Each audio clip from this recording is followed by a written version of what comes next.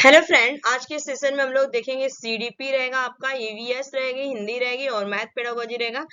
तो most important question से आज पार्ट 1 रहेगा आप लोग का। जैसे कि क्लास सीटेट का एग्जाम होने वाला, आप लोगों को पता ही है सभी को कि जनवरी में एग्जाम होगा इसका सीटेट का। तो चलिए आज से हम लोग प्रिपरेशन करना शुरू हो जाएगा और ये आज पार्ट 1 है। तो आज इस तरह से मैं आप लोग को एक एक करके आप लोग को क्लास प्रोवाइड करती रहूंगी। तो चलिए क्लास को स्टार्ट करते हैं। क्वेश्चन नंबर फर्स्ट आप लोग के स्क्रीन पर आ चुका है। बताइए इसका राइट आंसर क्या हो जाएगा।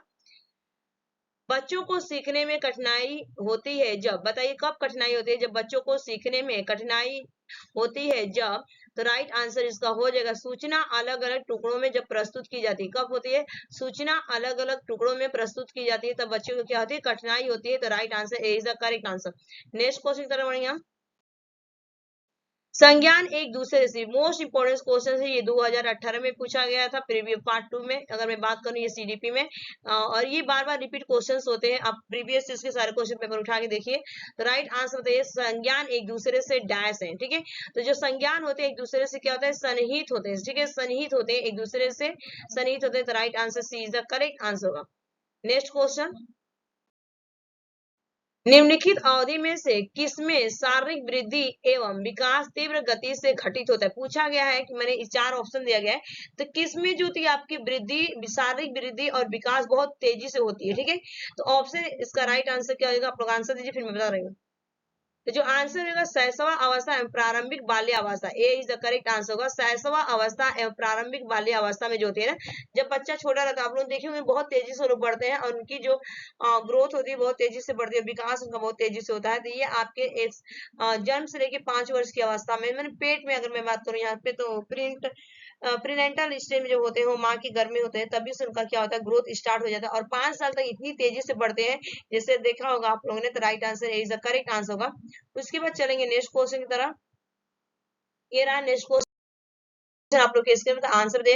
निम्नलिखित में से कौन सा विकास का सिद्धांत नहीं है? नॉट क्वेश्चन पूछा गया है और हमेशा आपका इस बार तो आपका ऑफलाइन होने वाला है एग्जाम। अगर मैं बात करूं तो ऑफलाइन होगा और मोस्ट इंपोर्टेंट है कि आप लोगों को क्या किया जाता है? पूरा बोल्ड करके दिया जाता है, डार्क करके दिया जाता है नॉट। तो पूछा गया कि नहीं है, तो राइट आंसर क्या हो जाएगा? विकास सार्वभौमिक है तथा सांस्कृतिक संदर्भ इससे प्रभावित नहीं करते। क्यों नहीं प्रभावित करते हैं? जो हमारे कल्चर होते हैं बिल्कुल प्रभावित करते हैं यार। ऐसा नहीं ना कि हमारे जो सार्वभौमिक विकास हो वो तो होता ही है, प्लस आपका जो संस्कृति होती है, संदर्भ होते हैं, ये भी हमें क्या करते हैं? प्रभावित करते हैं। तो right answer is the correct answer होगा। नेक्स्ट क्वेश्चन बढ़ेंगे। सतत एवं समग्र मूल्यांकन में क्या शामिल है? सतत एवं समग्र में क्या आपका शामिल किया गया है? सतत एवं समग्र मूल्यांकन में क्या शामिल है? आंसर चाहिए। तो option A is the right answer होगा। वृद्धि प्रकार की, विविध प्रकार की रणनीतियों का प्रयोग करते हुए दोनों संरचनात्मक एक संकल्पनात्मक आकलन का प्रयोग करना। ठीक है, संकल्पनात्मक आकलन का प्रयोग होना। तो राइट आंसर क्या होगा? A is the correct answer होगा। नेक्स्ट क्वेश्चन, संज्ञान एवं संवेग के बीच किस प्रकार का संबंध होता है? तो राइट आंसर क्या होगा? जो संज्ञान एवं संवेग के बीच किस प्रकार का संबंध पूछा गया है, रिलेशन पूछा गया है, तो राइट आंसर क्या हो जाएगा इसका? द्विदिशीय दोनों के बीच एक गतिशील पारस्परिक क्रिया होती है। ठीक है, द्विदिशीय होते हैं और दोनों के बीच एक गतिशील पारस्परिक क्रिया होती है। तो राइट आंसर होगा इस क्वेश्चन का, D is the correct answer होगा। नेक्स्ट क्वेश्चन, पुरुष और महिला की भूमिकाओं का निर्धारण समाज करता है, यह कथन बताता है कि, तो क्या बताता है ये कथन? ये पूछा गया है कि जो पुरुष और महिलाओं की भूमिकाओं का निर्धारण समाज करता है, यह कथन बताता है। इसका आंसर दीजिए। तो आंसर हो जाएगा इसका यहाँ पे C is the correct answer होगा। B is the right answer होगा। B is the right answer होगा, सॉरी यहाँ पे। लैंगिकता एक सामाजिक अवतरण। ठीक है, ये आपको भगवान थोड़ी बताते हैं ये लड़की ये लड़का, ये जो पुरुष महिलाओं का जो विभेद करता है ये कौन करता है? बताता है समाज, बताता है कि ये, ठीक है, ये लैंगिकता एक तरह से स्टेट्यू टाइप माना जाता है। तो B is the correct answer होगा। नेक्स्ट क्वेश्चन, डिसलेक्सिया किसके साथ जुड़ा है? मोस्ट इंपोर्टेंट क्वेश्चन है यार, बहुत बार ये रिपीट हुए हैं। ठीक है, जितने बार ये जब से पेपर हुआ लग रहा है मुझे, आई थिंक कि ये बार बार रिपीट होते हैं और यहाँ से आने वाला ही रहता है। तो पूछा गया डिसलेक्सिया किसके साथ जुड़ा है, बताइए। तो सभी को पता है कि डिसमिस क्या होता है? बीमारी होती है जो परमानेंट नहीं रहती है। ठीक है, ये टेम्पोररी होती है कुछ टाइम के लिए। और लेक्सिया जो होती है आपका पढ़ने से होती है। ठीक है, तो ये आपका लेक्सिया जो होता है तो पढ़ने से विकार है। ठीक है, पढ़ना विकार है, रीडिंग से होता है, रीडिंग डिसऑर्डर होती है। तो ये इज द राइट आंसर इस क्वेश्चन का। नेक्स्ट क्वेश्चन,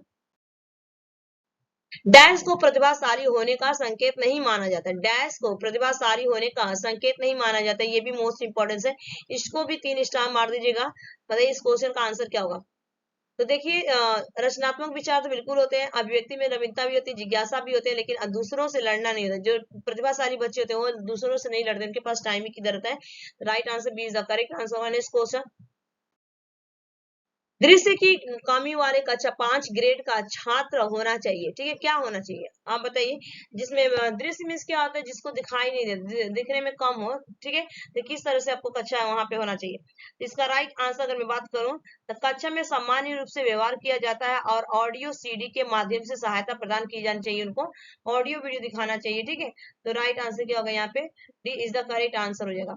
नेक्स्ट क्वेश्चन, निम्नलिखित में से किस कथन को सीखने की प्रक्रिया की विशेषता के रूप में नहीं माना जा सकता है।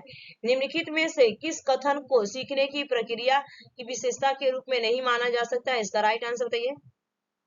तो राइट आंसर होगा यहाँ पे शिक्षण संस्थान वही जगह है जहाँ शिक्षण होता है। ठीक है, केवल शिक्षण में नहीं, इंस्टीट्यूट में हम नहीं सीखते, स्कूल में नहीं, हम सभी जगह सीखते हैं। अपने आस पड़ोस से सीखते हैं, दोस्तों से सीखते हैं, फैमिली से सीखते हैं। ठीक है, सभी जगह हम सीखते हैं ना। तो राइट आंसर क्या होगा यहाँ पे, C is the correct. Not question पूछा गया था तो नॉट वही होगा आपको। ठीक है, नेक्स्ट क्वेश्चन, नेक्स्ट क्वेश्चन का आंसर दे। सीखने का सिद्धांत जो पूरी तरह से और केवल अवलोकन योग्य व्यवहार पर निर्भर करता है, सीखने के डैश सिद्धांत के साथ जुड़ा हुआ है। इसका आंसर जो हो जाएगा आपका किससे, व्यवहार से जुड़ा हुआ है। ठीक है, तो right answer C is the correct answer. Next question, निम्नलिखित में से डैश के अतिरिक्त सभी वातावरणीय कारक विकास को आकार देते हैं, तो किस तरह से आकार देते हैं। तो राइट आंसर क्या होगा, शिक्षा की गुणवत्ता। ठीक है, शिक्षा की गुणात्मकता जो क्या होती है, आकार देती है। तो ये is the correct answer. Next question, जब बच्चा कार्य करते हुए उड़ने लगता है, ठीक है, उबने, ठीक है, आप उड़ने लगता है, उबने लगता है, तो यह इस बात का संकेत है कि बताइए किस तरह का होता है। कि बच्चा बुद्धिमान नहीं, बिल्कुल नहीं होगा। बच्चे में सीखने की योग्यता नहीं, बिल्कुल नहीं होगा। बच्चे को अनुशासित करने की जरूरत, बिल्कुल नहीं भैया। इसका right answer A is the correct answer होगा आपका। संभवतः कार्य तांत्रिका रूप से बार बार क्या हो रही है, उसी चीज को रिपीट कर रहे हैं।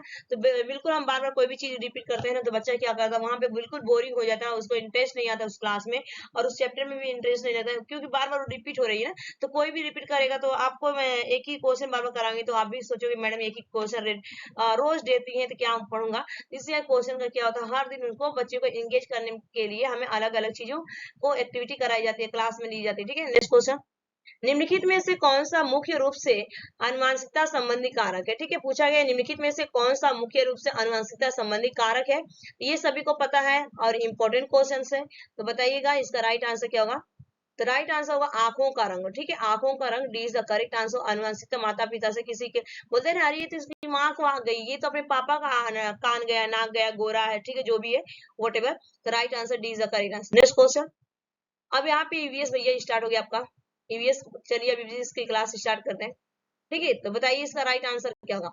डोंगा पानी में स्थित घर होते हैं और ये पाए जा सकते हैं। बताइए डोंगा पानी में स्थित घर होते हैं और ये कहाँ पे पाए जाते हैं। सभी को पता है कि एनसीईआरटी से ये क्वेश्चन पूछा गया है, कश्मीर की डल झील से। तो D is the correct answer होगा। नेक्स्ट क्वेश्चन, निम्न पौधों में से कौन सा पौधा कीटों को जाल में फंसाता है और खा सकता है। ठीक है, ठीक है, बहुत बार भी पूछा हुआ है। और क्यों खाता है, तो ये नाइट्रोजन की क्या करता है, पूर्ति करने के लिए खाता है। ठीक है, क्योंकि इसके अंदर क्या होती है, नाइट्रोजन की कमी होती है।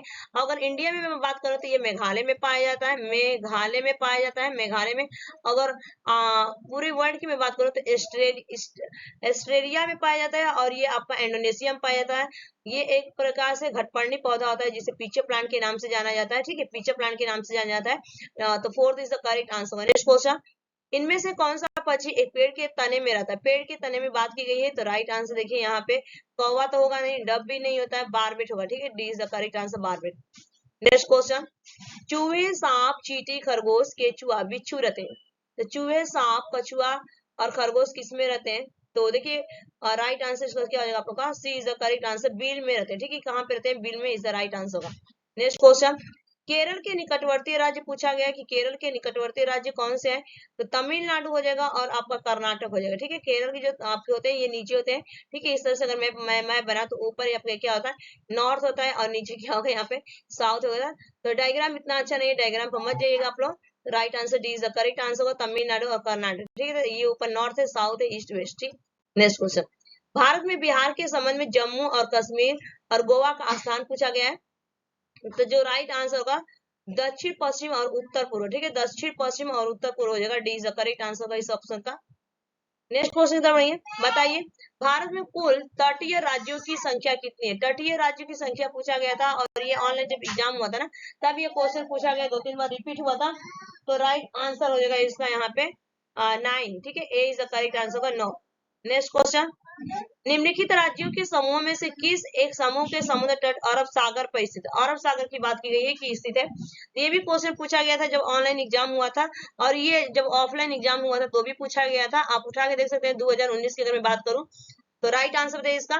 तो देखिए राइट आंसर कर्नाटक, केरल और गुजरात, ठीक है, कर्नाटक, केरल, गुजरात जो होता है अरब सागर पर ये समुद्र तट के समूह से एक है, ठीक है। तो right answer B is the correct answer. Next question, Jharkhand हमारे देश के मानचित्र पर कहाँ स्थित है? झारखंड की अब बात पूछी गई है कि कहाँ पे स्थित है झारखंड मानचित्र। उड़ीसा के उत्तर में बिल्कुल नहीं, उत्तर प्रदेश, ठीक है, सॉरी उड़ीसा के उत्तर में, ठीक है। तो राइट आंसर क्या होगा यहाँ पे A is the correct answer, Orissa के उत्तर में A is the correct answer होगा।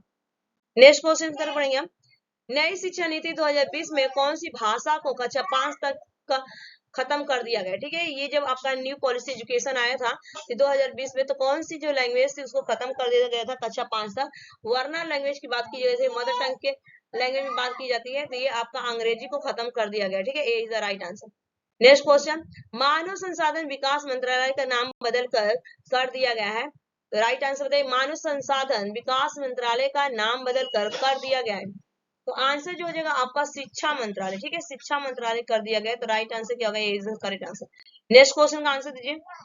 भाषा की कक्षा में समाचार पत्र पत्रिकाओं का आयोग यह सुनिश्चित करता है कि, ठीक, तो ये प्रभाव पड़े बिल्कुल नहीं। ये क्या था, बच्चे प्रमाणित लेख समाचार आदि पर अपनी प्रतिक्रिया देने की क्षमता रहती है, बिल्कुल सही है। तो सी इज द करेक्ट आंसर होगा इस क्वेश्चन का। नेक्स्ट क्वेश्चन, भाषा शिक्षा में पाठ्य पुस्तक, भाषा शिक्षा में पाठ्य पुस्तक पूछा है कि क्या होता है? अनावश्यक बिल्कुल नहीं, तो एकमात्र तो होगा, निगेटिव देगा। और ये क्या होता है, एक साधन होता है, D is the correct answer, साधन होता है, D is the right answer. Next question, पाठ के दिए गए चित्रों का क्या उद्देश्य होता है? पूछा गया जो पाठ दिए जाते हैं तो उसका उद्देश्य क्या होता है? तो चित्र अमूर्त अमूर्त संकल्पनाओं को समझने में सहायता करते हैं, बिल्कुल सही होते हैं। तो जो चित्र होते हैं जिनको हम देख नहीं पाते हैं, जो चित्र होते हैं उनसे हम जो संकल्पना, जैसे अगर मैं बात करूं कोई यूपी में है और उसको जैसे बताना है कि चार मीनार कैसा है तो वो चित्र के माध्यम से क्या करता है, इमेजिनेशन करता है और उस चीज को अब्स्ट्रैक्ट करता है, सोचता है कि ऐसा ऐसा होगा चीजें, ठीक है। तो राइट आंसर क्या होगा, A is the correct answer. Next question, प्राथमिक स्तर भाषा की पाठ्य पुस्तकों में किस तरह की रचनाओं को स्थान दिया जाना चाहिए? ठीक है, प्राथमिक स्तर की बात की है तो आंसर क्या हो जाएगा, ऐसी ऐसी रचनाएं जो बच्चों के परिवेश से जुड़ी हो और जिनमें भाषा की अलग अलग क्या हो, छटाएं हो। तो राइट आंसर बिल्कुल इसका A is the C is the right answer होगा कि अलग अलग छटाएं हो। नेक्स्ट क्वेश्चन, भाषा की पाठ्य पुस्तक का निर्माण करते समय सबसे कम महत्वपूर्ण बिंदु पूछा गया है कि सबसे कम महत्वपूर्ण बिंदु होना चाहिए। तो भाषा की विभिन्न छटाएं बिल्कुल सही है, भाषा की संख्या भी होनी चाहिए और यहाँ पे विषय वस्तु में वैविध्य होना चाहिए और अभ्यास में वैविध्य होना चाहिए। तो पाठ्य विषयों की संख्या, तो राइट आंसर यहाँ पे हो जाएगा सी इज द करेक्ट आंसर होगा, ठीक है। नेक्स्ट क्वेश्चन तो बढ़ेंगे, पत्र पत्रिकाएं भाषा सीखने, देखिए पत्र पत्रिकाएं जो होती हैं समाचार होते हैं, आपके मैगजीन्स होते हैं, तो ये क्या करते हैं भाषा सीखने में, एक तरह से देखिए साधक होते हैं, ठीक है। राइट आंसर क्या हो इसका, C is the correct answer. Right answer क्या होगा, साधक के रूप में ये काम करते हैं, सी। नेक्स्ट क्वेश्चन में चलेंगे, भाषा का विभिन्न दृश्य श्रव्य साधनों के उपयोगों का उद्देश्य नहीं है, ठीक है, उद्देश्य नहीं है, नॉट क्वेश्चन पूछा गया है। तो इसमें जो आपको पूछा गया कि नहीं है, उद्देश्य नहीं है, तो सीखने सिखाने की प्रक्रिया में रुचि बनाना बिल्कुल सही है, तकनीक आधुनिक तकनीकों का अच्छा बनाना बिल्कुल सही है, सभी प्रकार के बच्चों की आवश्यकताओं का ध्यान रखना बिल्कुल सही है, लेकिन यहाँ पे विद्यालय प्रमुख के निर्देशों का पालन नहीं कर रहा है। तो राइट आंसर क्या होगा इस क्वेश्चन का, डी, ठीक है। उसके बाद चलेंगे नेक्स्ट क्वेश्चन, पाठ्य पुस्तक की भाषा, ठीक है, ये मैथ्स है, पाठ्य पुस्तक की भाषा क्या हो जाएगा, तो जो पाठ्य पुस्तक की भाषा कैसे होनी चाहिए, बच्चों के घर एवं समुदाय की भाषा से मिलती जुलती होनी चाहिए। कैसे होनी चाहिए, बच्चों के घर एवं समुदाय की भाषा से मिलती जुलती होनी चाहिए। तो right answer is the correct answer. Next question, Hindi प्रयोग के विविध रूपों को जानने के लिए सर्वाधिक उपयोगी संसाधन हो सकता है, ठीक है। तो इसका राइट आंसर क्या होगा, शिक्षण की विविध विधियों का संपूर्ण ज्ञान होना चाहिए। क्या होना चाहिए, शिक्षण की विधियों का संपूर्ण ज्ञान होना चाहिए। तो राइट आंसर क्या होगा, B is the correct answer. ठीक है, नेक्स्ट क्वेश्चन चलते हैं। प्राथमिक कक्षाओं में रोल प्ले या भूमिका निर्वाह का उद्देश्य होना चाहिए। प्राथमिक कक्षा में आपने देखा होगा ना, किसी को राजा बनाया जाता है, किसी को रानी बनाया जाता है, और किसी को गांधी जी बनाया जाता है, किसी को सुभाष चंद्र बोस बनाया जाता है। तो अलग अलग उनको एक्टिविटी कराई जाती है। तो इनका रोल क्या होता है? तो बच्चों को अभिनय सिखाना, ऑप्शन या विभिन्न सदन भाषा के प्रयोग का अवसर देना। ठीक है, तो राइट आंसर क्या होगा? उनको भाषा के प्रयोग को अवसर देना। ठीक है, बोलते हैं ना 4 लाइन बोलना है, आज इस पे स्टेज पे आके बोलना है। तो राइट आंसर क्या होगा? C is the correct answer होगा। नेक्स्ट क्वेश्चन आ चुका है। प्राथमिक स्तर की पाठ्य पुस्तकों का निर्माण करते समय आप किस बिंदु पर विशेष ध्यान देंगे? तो जो आपका प्राथमिक स्तर की पाठ्य पुस्तकों का निर्माण करते समय आप बिंदु पर ध्यान देंगे, तो राइट हिंदी भाषा के वैध पूर्ण रूप से शामिल हो। ठीक है, तो राइट आंसर होगा B is the correct answer. Next question बढ़िया। तरुण भारत संघ एक ऐसी संस्था है जो जल के संरक्षण के लिए कार्य करती है। इस संस्था के प्रधानी में से एक है। सही विकल्प का चुनाव कीजिए। तो राइट आंसर जो होता आपका इसका राजेंद्र सिंह। ठीक है, राइट आंसर क्या होगा? C is the correct answer, third वाला। ठीक है, राजेंद्र सिंह। सुंदरलाल बहुगुणा किससे रिलेटेड है? ये क्वेश्चन बताइएगा अम्बेगा पाठ का। ठीक है, और ये कहाँ से बिलोंग करते थे और किससे रिलेटेड थे? नेक्स्ट क्वेश्चन आ चुका है। आर्यनाथ एक सफेरा है। जब वो अपना वाद्य तंत्र या बीन बजाता है तो सांप उसकी ध्वनि पर अपना सिर इधर उधर घुमाता है। सांप के वाद्य तंत्र बीन पर अनुक्रिया करने का कारण। ठीक है, तो राइट आंसर बताइए इस क्वेश्चन का। इस क्वेश्चन का जो राइट आंसर होगा, बीन द्वारा उत्पन्न कंपनों का जमीन से होकर संचरण करना। ठीक है, क्योंकि सांप के कान नहीं होते, जो उनके स्किन्स होते हैं, त्वचा होती है, जब वो फेरा क्या करता है, बीन बजाता है, तो कंपन कर रहा है, वाइब्रेशन करता है, वाइब्रेशन के कारण उसको पता चल जाता है। ठीक है, कि यहाँ पे कोई व्यक्ति है। तो राइट आंसर क्या होगा? Fourth is the correct answer होगा, बीन द्वारा उत्पन्न कंपनों का जमीन से होकर संरक्षण करना। ठीक है, तो राइट आंसर फोर्थ। नेक्स्ट चलते हैं। तो ये आप लोग चैनल पर पहली बार होंगे तो सब्सक्राइब कर लीजिएगा, लाइक कर दीजिएगा इसको, और बेल आइकन दबा लीजिएगा। तो ये आज की इतना ही क्वेश्चन कंप्लीट है, 40 क्वेश्चन कंप्लीट हो गए। Thanks for watching this video. Bye bye, take care, have a nice day.